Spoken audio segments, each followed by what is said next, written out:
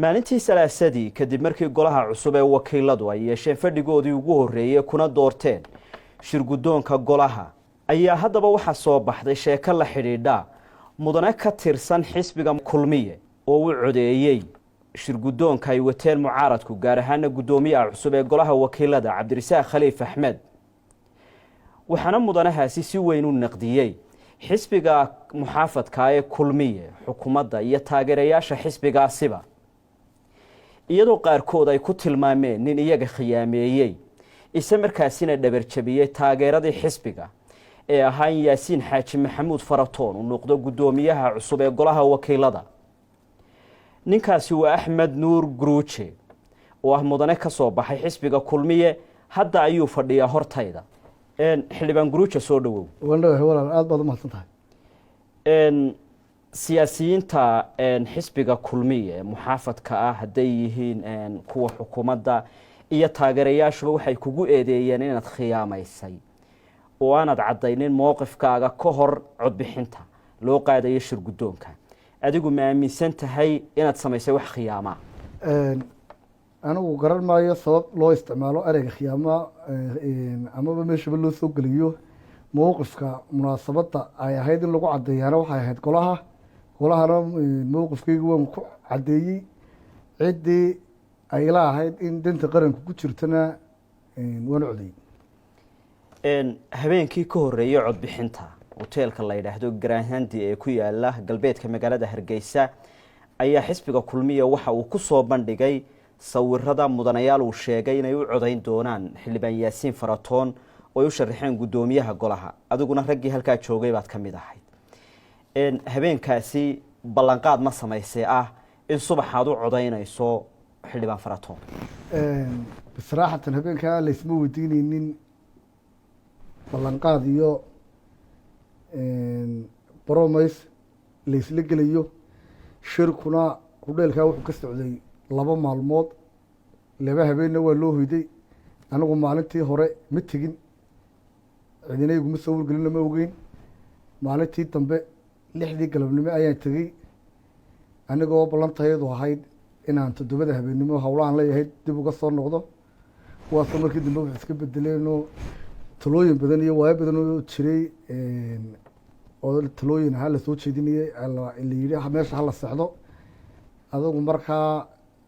markii shirarkii 11 habeennimo noo dhammaadeen baa sawir photo group la galay dabcan dadkii aanu shirka ka soo wada dareeray markii la yidhi sawir baa la gelayaa dee sawirka waa la wada galay waa dadkii galayna unbana ka mid ahaa sawirkuna cod maaha dee waa sawir unbu ahaa laakiin waxaa lagaga wada hadlayay soo may ahayn in faratoon loo codeeyo haddii laga wada hadlayey macnaheedu maaha in laysla ogolaaday qof waliba shirka wuu kasoo qeyb geli karaa waanu ku qanci karaa kumana qanci karo anigu markii dhaarta dastuuriga aan maray 2 qodob baa laygu dhaariyey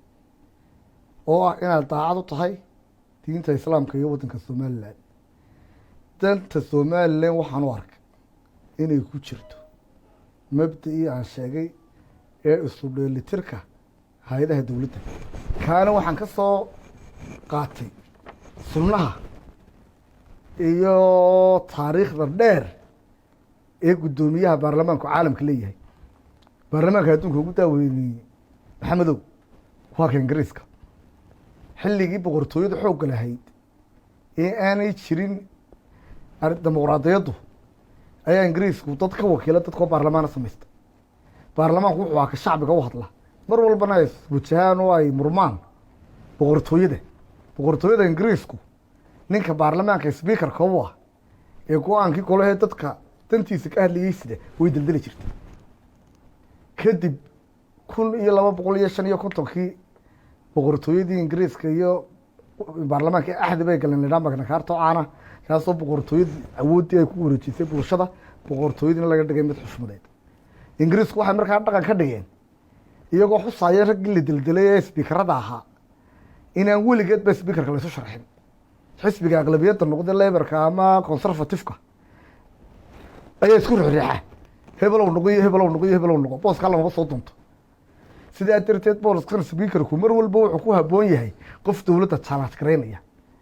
maadaama dowladdu ay tahay gacantii midig gacantii bidix noqda say labada gacmood isugu dheeli tirnaadaan garsoorkuna u helo saaxadu isna dhardhaar saddexaad ku noqdo in dhardhaaradii dowladda ay dhinac isu wada maraan oo xisbigii talada hayay sbiikarkiina ku tarsado danta qaranka anigu ma arag danta qaranka waxaan u arkay in macaashir guddoonka la wada yeesho maxaa yeelay cabdirasaaq khaliif markaan u codeeyey codkaygii labaad waxaan siiyey giri oo ahaa musharaxii dhinaca lai tirinayay ka socday hal cod baanu kaga badiyey musharaxii cumar jaamice isbaahisiga ka socday cod halkaa codna waa kayga waxaan labadaa u kala duway inay lataa labadoodu ismiisaamaan markaa anigu qaacidada miisaanka iyo isu dheelitirnaanta ayaan ka anbabaxayey oo aan ka duuliyey bilya bar ka hor waxaa barta facebook aad soo dhigtay haddii aanan khaldanayn qoraal ahaa in xisbiga kulmiyood iska sharaxday aada codod ku weyday maadaama waktigii hore aad ka tirsanayd xisbiga wadani haddii la tixgelin waayo doonistaada ah tartanka aada ugu jirtay shirguddoonka in codkaaga lagu kala bixi doono soo marka horeba qorshahaagu ma ahayn mid sii cad halkaa markaan si saaxada uga hadlo han baan lahaa hankayguna wuu caddaayoo guddoomiye ku-xigeenka koowaad buu ahaa ee baarlamaanka guddoomiye ku-xigeenka koowaad su-aal lay weydiiyey baa jirtay oo ahayd ma ka tanaasuleysaa waxaan kaga jawaabay maya kama tanaasulayo dimuqraadiyadduna tanaasul ma taqaano waxay taqaanaa guul iyo guldaro haddii la dhegeysan waayo codkaygana waa lagu kala bixi doonaa runtii ereygaasi wuu jiray laakiin markii dambe aargoosi umaan codaynini waxaan u codeeyey danta qaranku maxay ku jirtaa aniguna nin loo yaro baa nahay muddo dheerna waxaan cilmi baadhis iyo raadraac ugu jiray siday u shaqeeyaan baarlamaanada caalamka iyo dowladuhu gaar ahaan kuweynu isku distoorka iyo nidaamka dhownahay ee jamhuurigii sida waddanka maraykanka oo kale mar walba waxaan anigu xiiseynayey in baarlamaanku noqdo mid go-aanadiisu ku soo baxaan sidii maalintii dhaweyd oo kale doodo iyo tartan iyo miisaamid oo go-aan walba inta aan codka loo qaadin uu noqdo mid shilinta laga quro markaa mudanaha hogaamin kara baarlamaanka ee saaxad lagu heli karayo in baarlamaanku mar walba arrintiisu noqoto mid adag labadaa nin ee tartamayey ninkana codeeyey baan u arkay waxaanan isleeyahay waad ku saxnayd doonistaada adigu aada ku raadinaysay mid kamid a kuraasta shirguddoonku ka kooban yahay madaxda xisbiga talada hayee kulmiye iyo xukuumadda ma u bandhigtay mise waxay hayduun doonis koobnayd doonistaydaasi dee ti miidiyaha baan ka sheegay tiraba 4 t v baan ka hadlay 22 bishii jun baan soo bandhigay t v-gan saab t v baan ka bilaabay t v-yada kaloo dhan waan ka sheegay doodo waaweyn oon ka qayb galay waan ka sheegay cid walba madaxda xisbiga iyo taageerayaashaba waan u sheegay laakiin doodaydaasi xagga xisbiga wax garooshiyaa kamay helin isbahaysigii naga soo horjeeday isbahaysi lamida waa tii la galay oo dee 2 nin oo cod ahaan jiray la keenay anigana doonisteydu halkaasay garooshiyo ay ku weyday inkastoon aaminsanahay haddii taydii la qaadan lahaa in aniga iyo xisbigu baanu guulaysan lahayn madaxda xisbiga ma kala hadashay arrintaa ha aan kala hadlay markaa maxay kuugu jawaabeen aragtidaydaa waxay ka doorbideen aragtidii iminka ay qaateen raggii ka yimi xisbiga u cid ee xildhibaanada ahaa sidaas iyagu dan u arkay sida muuqataa xildhibaan axmed guruuje waxaa si weyn aad u kala fogaateen madaxda xisbiga kulmiye iyo xukuumaddiiba intii ka dambeysay doorashadii shirguddoonka wax xidhiidhoo wada hadala ma yeelateen halkaa walaalan kugu saxi maanaan kala fogaan mana kala fogaan karno way wada shaqayn baaba naga dhexaysa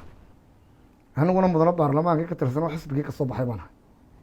iyaguna waa xukuumadda iyo xisbigaygii maalin walba qadiyad qusayso iyaga iyo qarankaa baarlamaanka lagaga hadli doonaa aniguna kuwa iyaga mateliya meesha u jooga baanahay ee hadday saxan yihiinna taageeri doona ee riixi doona waxay wadaane saxa haddii ay qaldan yihiinna joojin doona markaa wada shaqayn joogtaabaaba naga dhexayso mandatekeedu 5 sanadood yahay sidee baan u kala fogaan karaa maba kala fogaan karay laakiin goobo badan oo xisbiga kulmiye gaar ahaana xildhibaanadii xisbigaasi ka tirsanaa iyo kuwa isbahaysiga ahaayeen ay isugu yimaadeen waad og tahay oo adiga waa lagugu dhalilay weliba waxay kugu eedeeyeen inaad khiyaamo ku samaysay soo taasi ma aha qudheedu kala fogaan horta si official cid arrinkaa igu eedeysay ama igu eedeyn kartaa ma jirta laakiin waxa weeyaan dadka ereygaa ku celcelinaya dadka iska shacbiga ah ee ka naxay oo natiijada ka soo baxday doorashaduna naxdin iyo farxadba way leedahay naxdintii farxaddana qarankaa leh qarankeenna ayaa labadaba iska leh waana arrin dabiiciya laakiin cid madaxa ama xisbiga ama xukuumad oo arrintaa ka hadashay ma jirto waxaanan kuu sheegayaa muddadii howlahaasi socdeen 8 xafladood baa la qabta taa isbahaysiga lagu dhisayo ka dhacday hudheel Mansour labada nin ee gudoomiye ku-xigeenada u sharaxnaa Giirey Cabdinaasir Yuusuf Ismaan laba xafladood ee dhigeen iyo qaar kale oo istaba jooga anu midna ma tegin nin mar walba mowqifkiisu gaar u yahay oo aan xafladahaba aan tegin baan ahaa mar walbana ma jecli anigu inaan xafladaha tago dadka xafladaha iyo casuumadaha ka helana sidaan qoraalka ku baahiyey baraha bulshada maana taageerayaasha mucaaradku si weyn bay kuu soo dhaweeyeen kuwa muxaafadkuna aad bay kuu dhaliileen ilaa intii ka dambeysay maalintii salaasadii ee doorashadu ay dhacday adiga ammaanta mucaaradka iyo dhaliisha muxaafadku sidee bay kuu saameeyeen Axmed aniga imay saameynin wax saameynaa maanta iyo dhaliisha too midna iguma yeelanin sababtoo ah anigu nin loo yaro baan ahaa muddo dheero inaan garin laba nin ka wada qoslinin waan aqaanaa maalin walba dacwadaan gala ama waa lay xukumaa ama waa layga xukumaa ta aan lay xukumina sidan jaanis damba uga heli karun baan ka fikraa iyo ambil ta lay xukumina guusheedu igama farxisa wuxun baan ka fikraa san usii difaacan lahaa marka dee go-aankaygu kolleyba inuu cid ka naxinayo waan garanayey wax igu cusub bay noqonin ammaantuna runtii de waxaan ugaan xiseynaya waxaan dalbaday maayo waa waxyana qaranku leeyahay iska socda marka labadaaba nidaamkan aynu qaadanay dimuqraadigaaba iskaloo labadaba inagale waa soo dhaweynaya farxadda iyo naxdintaba waa soo dhaweynaya qaranka iskale faratoon doorashadii ka bacdi ma wada hadashay kolley faratoon weligii iyo telefoonka maanaan wada hadal telefoonkiisuna ima seef garaysna sidoo kale cabdirasaaq khaliif lambarkiisa ma hayo imana seef garaysna kulan aanu sarki jirnay wuu jiray laakiin awalba meelna wada hadli jirin laakiin laba mudane laakiin xildhibaan guruujo uu ku garanaya xisbi aad ka soo baxdeen waanu isgaranaynaa labana xildhibaanoo baarlamaanka ku wada jiro wada shaqeyn laba dhunay maamuus iyo sharafna wuu leeyahay waa guddoomiyaha waa ninka golaha waa guddoomiyey ka horreeyey cabdirasaaq khaliif intaan la dooran waana mudanaha ugu da-weyn golaha wakiilada markaa ixtiraamkiisa dheeraadkaa buu leeyahay iyo qadarintiisa waananu ku qadarin doonaa waana raggaanu ka rajaynayna inay mar walba talada iyo tusaalaha annaga iyo guddoomiyahaba ku beerin doonaan dee waananu isarka insha allahu intii doorashada shir guddoonkan la qaban warar baa soo baxayay sheegayey in mudanayaasha cusub qaarkood een kharash loo loogayo qaar xilal loo ballan qaadayo qaar mashaariic loo ballan qaadayo arrimahaasi la sheegay adiga wax ma kaa soo gaadhay haddaan si saraaxada kaaga hadlo warbaahinta sida halwanaag nidiisoo kale sida wargeerkeenan saxaafi miyuha sagax qoro sagax oo kale wariyaha ruucadaaga waxay qorayeen labada xisbiyadii isbahaysi bay noqdeen labada dhinac mid waliba intaa soo cod inuu haysto aniguna aan ahay nin dhex taagan aniga labada dhinacayguna wax lacag ima soo bandhigin imana baayicin dhinacan kale isbahaysiga mucaaradkeena ima baayicin lacagna iguma soo bandhigin waxaanay ku wada qanacsan yihin labada dhinacba nin lacagtaba wax ku fala ama lacag raadinayaba inaanan ahayn wax lacag la siiyey inaanu ma arag wax lacag lagu iibsadayna ma arag anigana nin lacag bacida ula iman karto oo lacag bacidi kulaha soo haweysan kartaba meyi mashaariicdana maba aqaano weligiiba ganacsada ma noqon markaa sida mashruuc loo maamulo iyo sida mashruuc looga shaqeeyaba ma aqaanba laakiin dad badan waxay rumaysan yihiin in xisbiga kulmiye ay ku geeyeen niman xilal haya oo deegaankiina ah oo adigu aanad doonayn markii horeba inaad iska sharaxdo taasi ma jirtaa horta niman meeli geeye ama niman dee qof bini-aadan la odhan karo meel bay geeyeen ma jirto masaalix weeye siyaasaddu waxaa ka fiicna inay tiraado maslaxad baad u aragtay maslaxad siyaasi ah waanu arki karaa oo waan ku tegey waanan ku guuleystay waanan kaga soo baxay laakiin ciddee xambaarastay oo igeysay ma jirin way jiri karaan dad sida ayaguna doorbidayay oon iskaashanayo masaalix iyagu markaa ay iswaafaqeen siyaasadduna waa masaalixuna mararka qaarna way iska hor yimaadaan mararka qaarna way iswaafaqaan laakiin axmedow mar qudhaadu facebooka waxaad sheegtay in sharaxidii xisbiga kulmiyaad codod ku weyday haa way jirtay waxaan ka sharaxnaa magaalada Hargeysa gaar ahaan waxaa la ii tirinayey degmada Gacan Libaax ama Axmed Macalin Haaruun degmada Axmed Macalin Haaruun waxaan ka helay 1200 cod halka saaxiibkay Barkhad Batuuno uu ka helay 12600 cod dadka deegaankayga oo ka soo horjeeday xisbigaan ahay dartii codadkayga oo dhan waan ku waayay badnay wala arrin iska dabiici ah in mudanaha iska sharaxa deegaan aan xisbigaan deegaankiisu aad u taageersanayn oo khatar galaa ma dhacba xildhibaano fara badan oo xisbiga iska sharaxin darteed cod u waayeen wadanka oo dhan way ka jirtaa marka taageerayaashu waxay kula jeclaayeen dhanka mucaaradka miya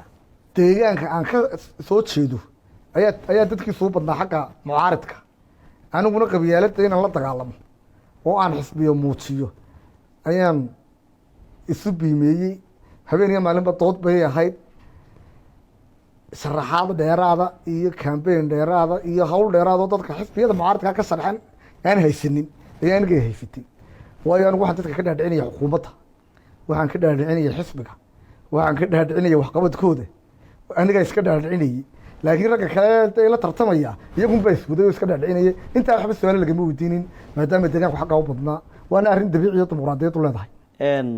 cabdirasaaq khaliif axmed ayaad u codaysay oo adigu aad door biday inuu noqdo guddoomiyaha golaha wakiilada dabcan waanu noqday waxaad ka mid ahayd mudanayaasha codadkooda uu ku guulaystay cabdirasaaq maxaa hor yaalla ee caqabada ah qaab noocee bay u wada shaqayn karaan cabdirasaaq iyo xisbigii adigu waad ka tirsanayd welina aad ka tirsan tahay kulmiyeed ka soo baxday horta cabdirasaaq ee xisbiyada ku wada shaqaynayaba maaha cabdirasaaq xisbiyada la shaqayn maayo iminkana position xisbi ma fadhiyo waa guddoomiyaha golaha wakiilada 82 kaa mudane ayuu oday u yahay isagoo codna ma leh inta badan mar la isleegaado mooyaane laakiin soo mudanayaashu xisbiya kama iman mudanayaashu xisbiyaha way ka yimaadeen gobolay ka yimaadeen degmooyin bay ka yimaadeen Soomaali baynu nahay oo qabaayil bay ka yimaadeen intaa inuu isku wado go-aankay qaataan ee majority-ga mar walba noqdana ku hogaamiyo hay'adaha kale dowladda ku gudbiyo ayuun bay shaqadiisu tahay waana speakerkii ku hadlayay codka golaha iyo waxay ku midaysan yihiin markaa shaqadiisa ugu weyni waa cadaalad iyo dhexdhexaadnimo iyo mudanayaashiisa isku wado xisbigii uu ka soo baxay xisbiyada kalena waa isku mid xildhibaan axmed nin sharci yaqaana baa tahay oo qaanuunka yaqaana golaha wakiilada cusub oo fadhiisan doona maalinta axadda ah ee toddobaadkan iyo fadhigooda yeelan doona ugu horeeya marka laga yimaado kii shir guddoonka ay ku doorteen maxaa aad la hortegi doontaa muddadaasi bilaabmaysa ee 5 sano xeerar noocee baad danaynaysaa in golahu meel mariyo kuweebaad jeclaan lahayd in wax laga saaro adigoo weliba eegaya danta bulshada iyo doonistooda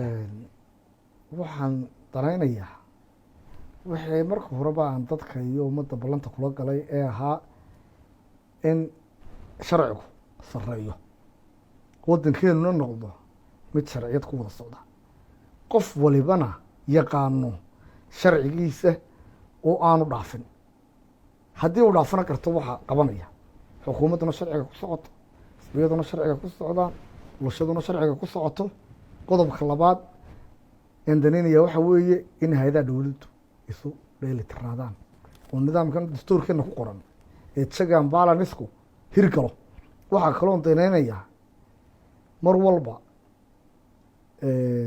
dee ummad baynu nahay in baawarka la qaybiyo oo baarlamaankeena iyo dastuurkeenaba waxa u qorayaan waxa la yidhaha separation of power inaan baawarku meel qura ku urursanaanin ee hay-ad waliba baawarka in kaga filan ay ka qaadato waddankuna sharciyad ku wada socdo taa waxaan u arkaa in cadaalad iyo sinaan iyo horumar lagu gaadhayo xeerarkana waxaa unbaa u saldhiga in lagu shaqeeyo haddii xeer wanaagsan aynu samaysano oo laguba shaqeyn waayo dee waxba macnama sameynayo in sharciyad lagu wada socdaa un baan doonayaa dadaalkayguna yahay haddii alla ka dhigana taasi aynu isku ogaanaynaa aan bulshada halkan uga ballan qaadaya horena aan uga ballan qaado xeer si gaara aad u danaynaysaa ma jiraa oo ilaa hadda aan la curin ama aan hirgelin xeerar iminka aan hirgelin aan la curinin oo danaya way jiraan waxa ka kuwa maxkamadda hor yaalaan horena tifiyada uga sheegay xeerarkii jamhuuriyaddii soomaaliya 30 sano ka hor kala tagnay lahayd ayaa dadkeena weli lagu xukumaa haday noqoto xeerka madaniga iyo xeerka habka madaniga iyo ka ciqaabta iyo habka ciqaabta waxa mid walba jildigiisa xagga dambe kaga qoran madaxweynihii Soomaaliya saxay kuwaasaan horta danaynaya in lagu bedelo kuwa shareecada islaamka waafaqsan casrigan inaynu joognana la socda inaguna aynu gaar u leenahay oo inaan wadan kale la wadaagin xeerarka kale wadankana dhammaantood bal wax ka bedel iyo kaabisaha inoo dambeysay kuwa inoo jira in lagu shaqeeyo oo waxaynu ku wada soconaa aanay noqon wax qof kale qof ka soo go'a ama qof siduu doonayay sharciyadoon inaynu ku soconaa baan doonaya sida caalamka su-aal kaloo isla siyaasadda haddii aan ku weydiiyo axmed oo adiga iyo aabbaha oo mari sharaxay labadiinuba kulmiya ayaad haan jirteen beri dambe laakiin xagga xisbiga mucaaradka ee wadani baad u baydhay goormaa bal kulmiyaad ka baxdood xaggaa mucaaradka adigu aad tagtay taasi waa su-aal wanaagsan kulmiye markii aan ahaa waxaan ka soo horjeeday udub isbedel doon baan ahaa oo berigaa taladahay oo berigaa taladahay anigu isbedel doon baan weligeyba isbedel baan raadinayay 8 sanadood baan udub kula jiray halgan dheer oo adag waxaan ka mid ahaa ardayda firfircoon ee jaamacadaha ee doodaha ka hirgelisay jaamacadaha iyo meelaha la isugu yimaado mabda'a fidinta kulmiye xisbigii kulmiye 2011 ayaanu ka baydhay waxaanan u arkay berigaa inuu dariiqii aan filayey ka baydhay waddadii isbedelkana aanu haynin xisbiga wadani waxaan ka baxay 2018 kadib markii aanu isku khilaafnay natiijadii doorashadii dhacday 2017 oo aan u arkayay in aan waqti lagu lumin sii hadalhaynteedii doorashooyinka dambe loo diyaar garoobo xisbiga jaanibkiisa farabadanina ay sii hadalhayeen oo ay waqti badan ku luminayeen hadalhaynta doorashadii dhacday 2017 aniguna aan mar walba lahaa doorashada waqtigeedii uu dhamaaday ta dambe iyo kuwa baarlamaanka aanu diyaar garowno kadib markii taa layla garan waayey saacad baan xisbiga wadani uga baxay dibna layguma arag su-aal iyana kale aan ku weydiin lahaa waxay tahay baraha bulshada 24 saac u dambeeyey waxaa ka socday mawduuc la yidhaahdo gruujo tea challenge oo dadka oo shaah cabaya ay soo bandhigayaan dabeetana ay yidhaahdeen tartankaasiba waxaa ka bilaabay axmed guruuje falcelin fara badana laga sameeyey bal markii aad bilaabeysay siday kuugu dhalatay kulley dadka waxaan iska ahay hiwaayad ahaan doodaha abuura tii koobaad ee aan bilaabay maha qaar badan oo ka horreeyey baa jiray tusaale ahaan anigoo si dadban ula dagaalamaya qabyaaladda tartan aan hargeysay iyo burca u qabtay baa jiray oo lahaa burca waxaa male iyo hargeysa waxaa male oo ilaa b b c da iyo fiyoodaba laga wareystay tartano kaloo badan oo aan keenay baa jira markaa kolleyba dadka mawaadiicda abuura ee doodaha bulshada dhaliyaan ahay insha allahu kana waxaan uga jeedin raygaygu ahaa maadaama dadkeenu iska xamaasad badan yihiin natiijadana dadka qaar ku yara talax tageen inaan